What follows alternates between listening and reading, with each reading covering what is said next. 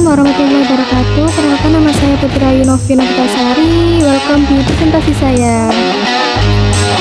Di sini saya memilih judul Implementasi dan Efektivitas Blended Training berbasis Microlearning untuk meningkatkan kompetensi digital tenaga administrasi sekolah. Pada pelatihan yang inovatif, blended training dan microlearning yang belum banyak dieksplorasi untuk konteks tenaga administrasi pendidikan, judul ini meneliti sebuah cara baru untuk melatih staf administrasi sekolah, seperti tata usaha, agar lebih mahir menggunakan teknologi digital. Penelitian ini ingin menguji sejauh mana sih sebuah pelatihan campuran online dan offline dengan materi belajar singkat dan fokus bisa diterapkan dengan baik dan berhasil meningkatkan keterampilan digital para staf tata usaha di sekolah. Selanjutnya, paradoks digital dalam layanan pendidikan. Tantangan utama transformasi digital yaitu investasi teknologi pendidikan sering tidak diimbangi kesiapan SDM menurut Subranto 2023, dan aplikasi modern contoh EMIS 4.0 terbukti efektif secara teknis menurut Amina 2025. Namun manfaat optimal tidak tercapai karena kompetensi operator yang terbatas. Paradoks digital di sekolah. Di satu sisi, institusi berinvestasi besar pada teknologi terkini. Di sisi lain, teknologi tidak termanfaatkan optimal karena kapasitas SDM tertinggal dan lemahnya literasi digital menurut Nomin 2025. Jadi, masalah yang mendasari saat ini sekolah-sekolah banyak berinvestasi pada teknologi canggih seperti aplikasi untuk mengelola data siswa dan keunggulan. Namun seringkali terjadi kesenjangan. Di satu sisi kita punya teknologi yang hebat, tapi di sisi lain para staf administrasi yang menjalankan teknologi ini seringkali merasa kewalahan atau belum cukup terlatih. Ibaratnya kita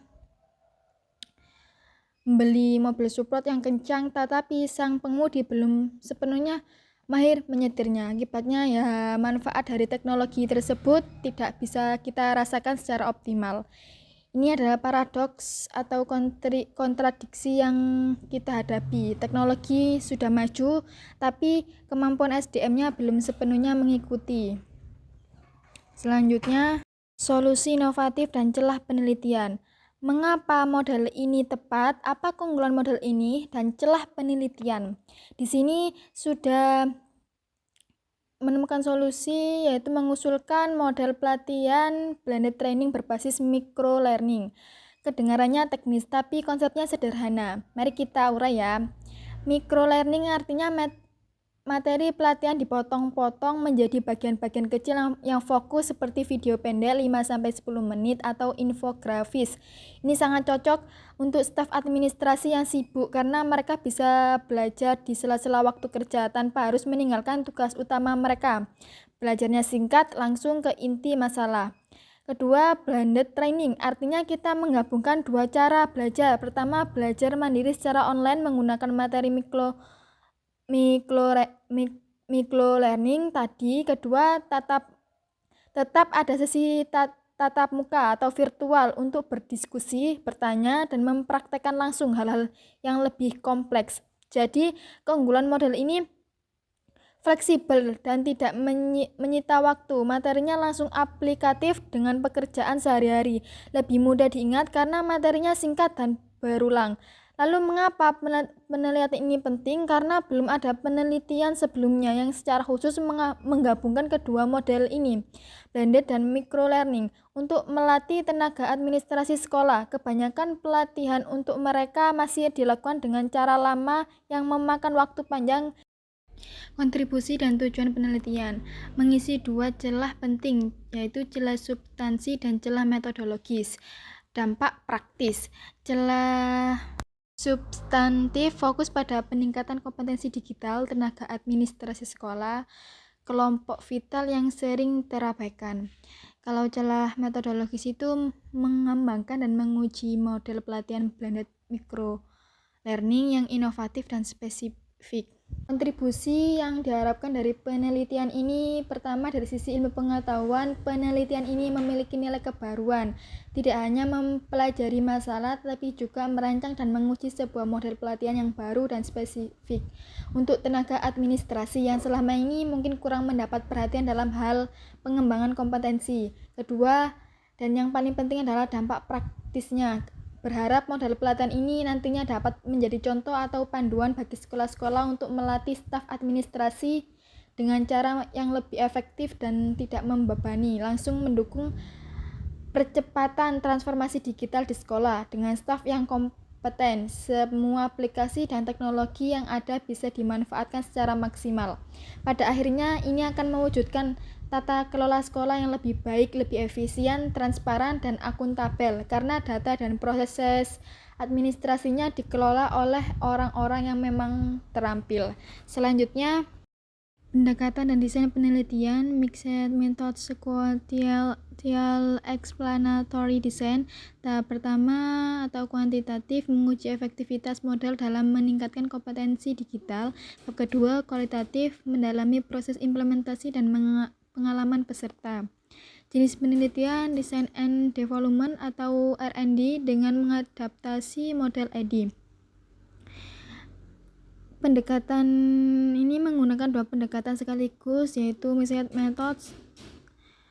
Tahap pertama, kuantitatif. Di tahap ini mengumpulkan data berupa angka, mengukur sejauh mana model pelatihan ini efektif dalam meningkatkan kompetensi digital peserta dengan membandingkan nilai tes sebelum dan sesudah pelatihan. Tahap kedua, kualitatif. Setelah itu kami mendalami mengapa dan bagaimana hasilnya bisa seperti ini. Kami wawancari peserta dan mengamati proses untuk memahami pengalaman mereka secara mendetail. Jenis penelitiannya adalah R&D, Research and Development, karena tujuan utama dalam mengembangkan sebuah model pelatihan yang baru dan valid menggunakan paduan pengembangan model EDI yang sangat terstruktur. Prosedur pengembangan model EDI. Di sini ada diagram alur EDI. Langkah-langkah sistematis yang diikuti yaitu yang pertama ada analisis, mulai dengan menganalisis kebutuhan pelatihan, apa sih yang sebenarnya dibutuhkan oleh para tenaga administrasi. Terus desain perancangan berdasarkan analisis, membuat blueprint atau desain awal model pelatihannya seperti menyusun silabus dan merancang model micro learning. Terus development, pengembangan. Di sini mulai membuat materi pelatihan yang sebenarnya, baik konten digital maupun paduan untuk sesi tatap muka. Terus implementasi, model yang sudah jadi kemudian diuji coba langsung kepada para peserta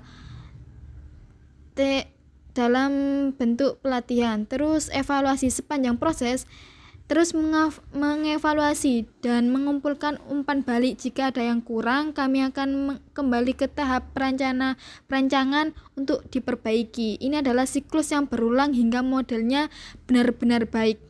Ini pengumpulan data. Tujuan penelitian pertama, validasi model, implementasi, efektivitas. Untuk menguji kevalidasian dan kepraktisan model, tahap pertama kami meminta pendapat dari para ahli dan menyebarkan angket. Untuk memahami proses implementasinya, melakukan observasi langsung, wawancara mendalam, dan memeriksa dokumen-dokumen terkait untuk mengukur efektivitasnya. Tahap ketiga, menggunakan tes sebelum dan sesudah, menilai kinerja peserta, dan menyebarkan angket kepuasan. Teknik analisis data. Tentang analisis data, dalam data angka kuantitatif seperti nilai tes dan angket menggunakan dua cara, yaitu statistik deskriptif dan statistik inferensial. Deskriptif ini sederhananya untuk menggambarkan rata-rata skor, presentase, dan lain-lain. Misalnya rata-rata kepuasan peserta dalam 4,5 dari skala 5. Kalau statistik inferensial ini lebih kompleks, digunakan untuk mengambil kesimpulan, membandingkan nilai pretest dalam dan post-test dengan uji statistik untuk membuktikan apakah peningkatan signifikan atau hanya kebetulan. Untuk data kualitatif seperti hasil wawancara dan observasi, menganalisis dengan analisis tematik, menyortir semua informasi, mengelompokkannya berdasarkan tema-tema yang muncul untuk menemukan cerita atau insight di balik angka-angka tadi. Diagram penelitian secara keseluruhan. Diagram ini menunjukkan bagaimana kedua pendekatan ini menyatu.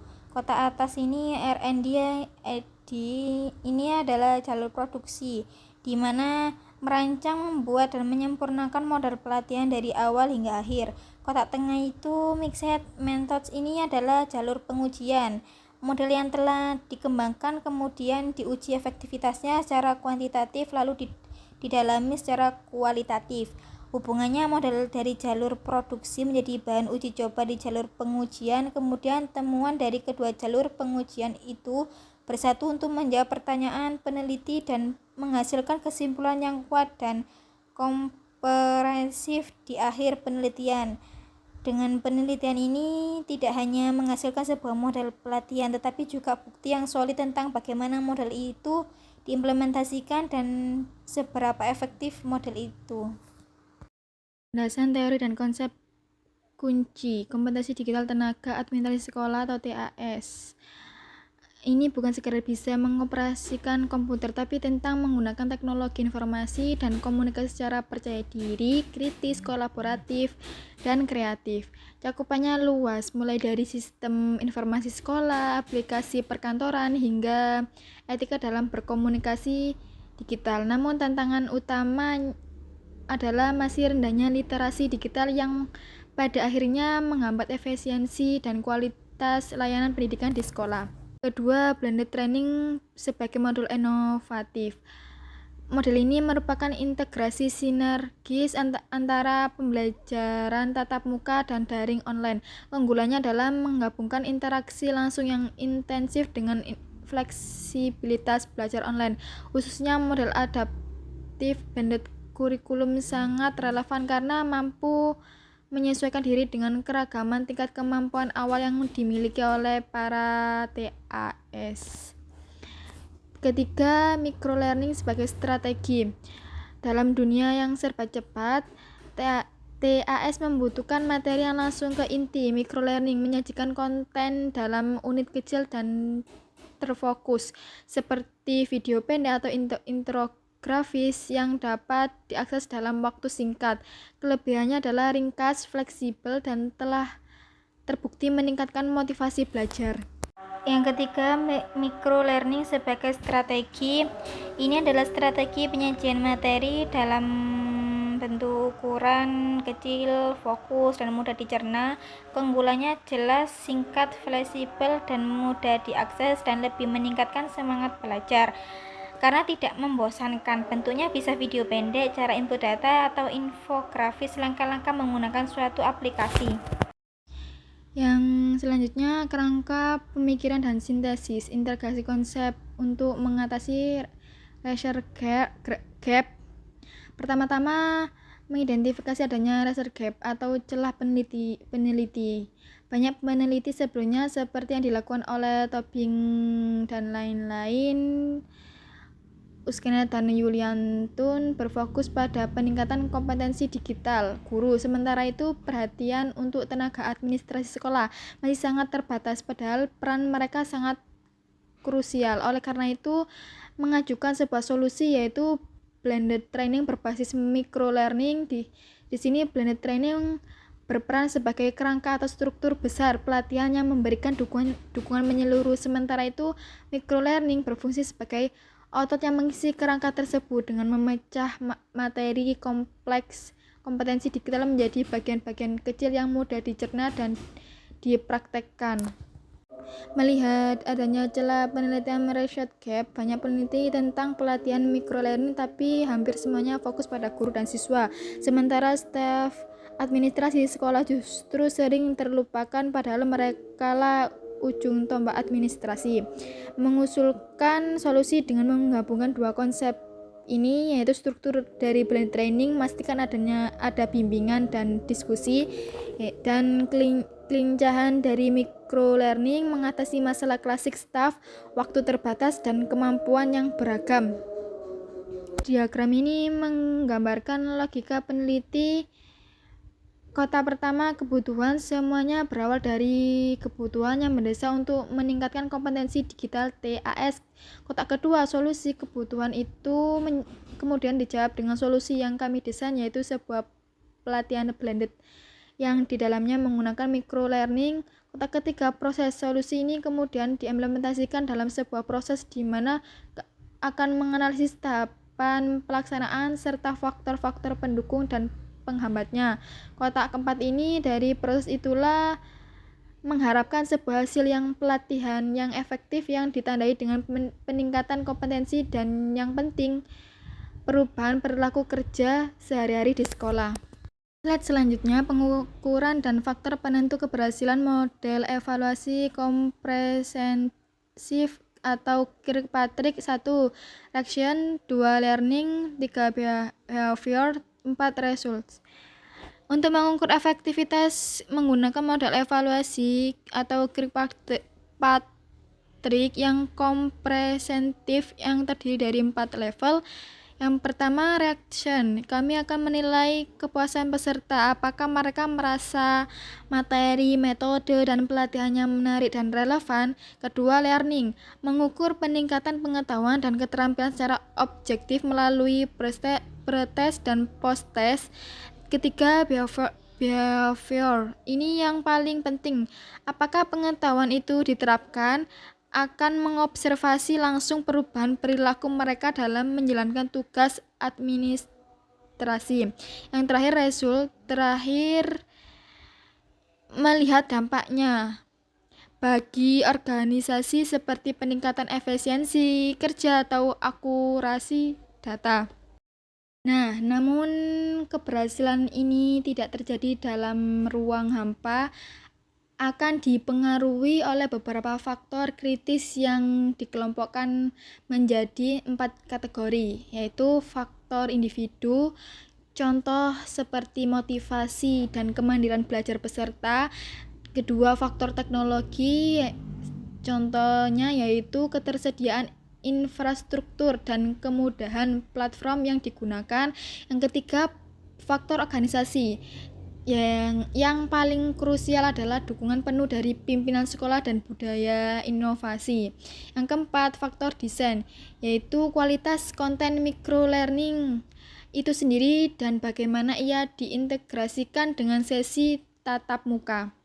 Dari kajian pustaka ini, sinergi antara blended training dan microlearning hipotensikan sebagai model yang efektif dan adaptif untuk meningkatkan kompetensi digital TAS. Keberhasilannya sangat bergantung pada faktor-faktor yang telah disebutkan tadi.